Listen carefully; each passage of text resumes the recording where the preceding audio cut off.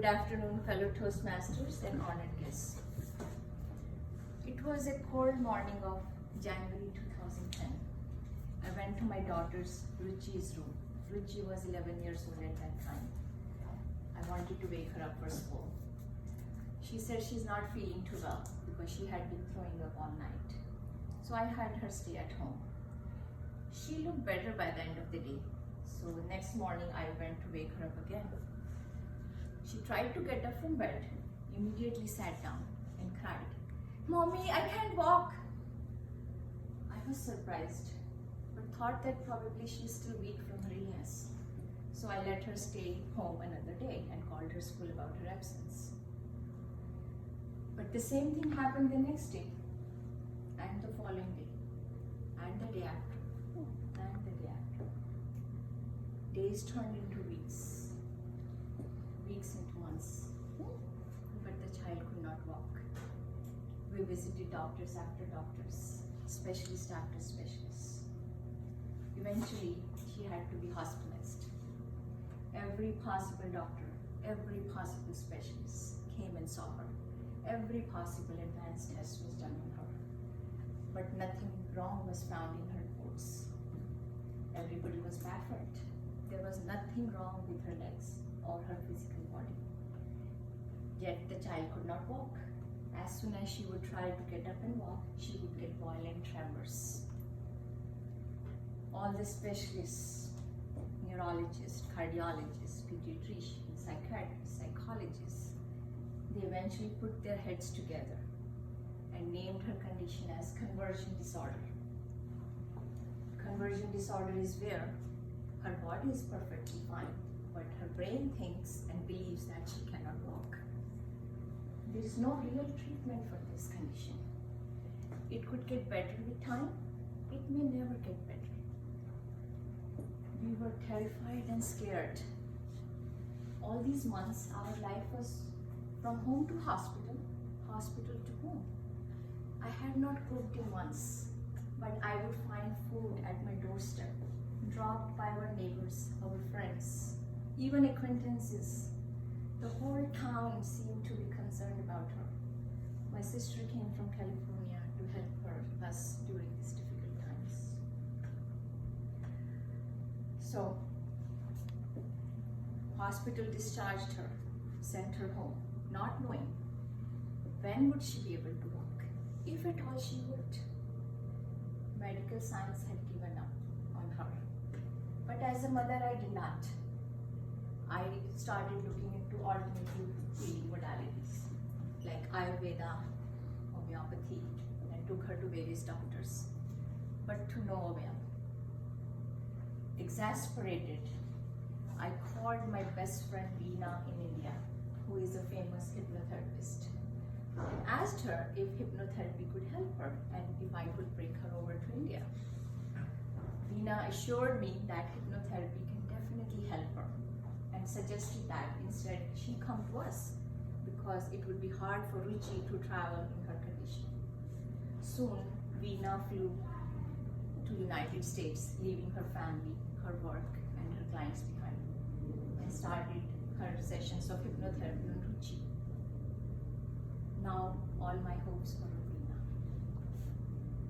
Let me pause my story here and talk about hypnotherapy a little. How many of you know what is hypnotherapy or have heard about it?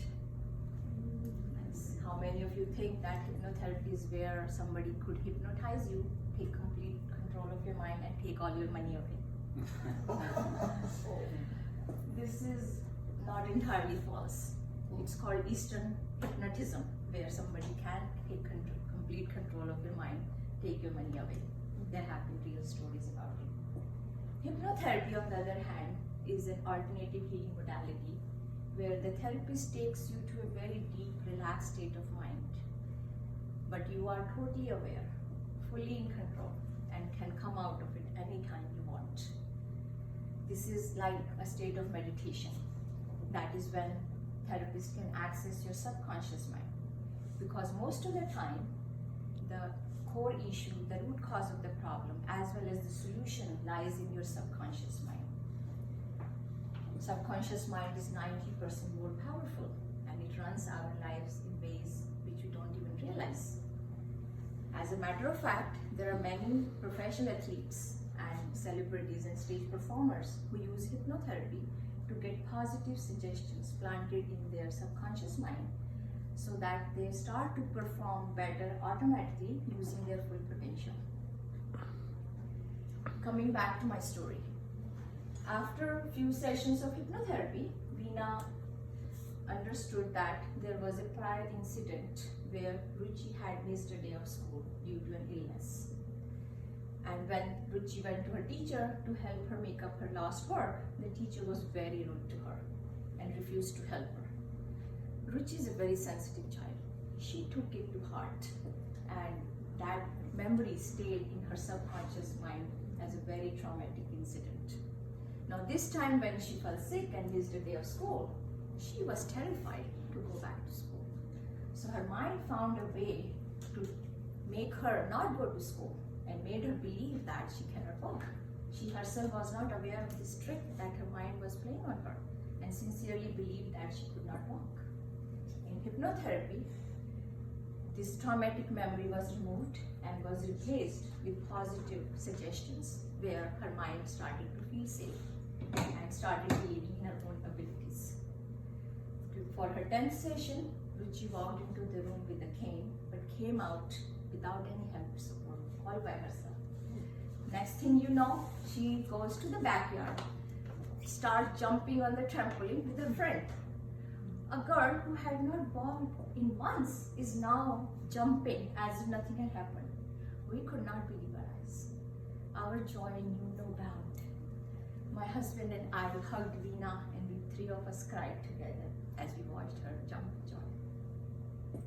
We were so blown by the power of subconscious mind and hypnotherapy that we ourselves took few sessions of hypnotherapy and experienced tremendous jump in our growth and experience of life. I wanted to do more and take it further. So I took this fire which was lit inside me and attended courses in hypnotherapy and took a certification so I could myself spread it more. Now 10 years have passed. Ruchi has been walking perfectly fine since then.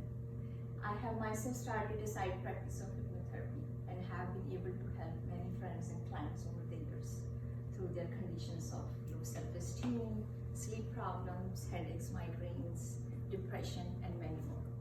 My most recent client is the one I'm working with currently, who was suffering from severe depression and had no interest in life.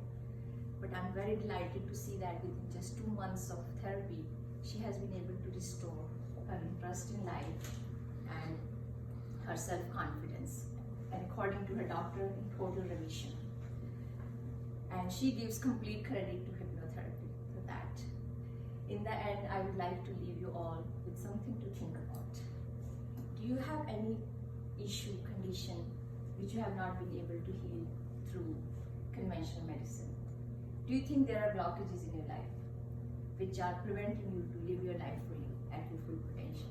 So let me tell you, the secret lies in the depth of your own subconscious mind, and there are potentials waiting to be untapped.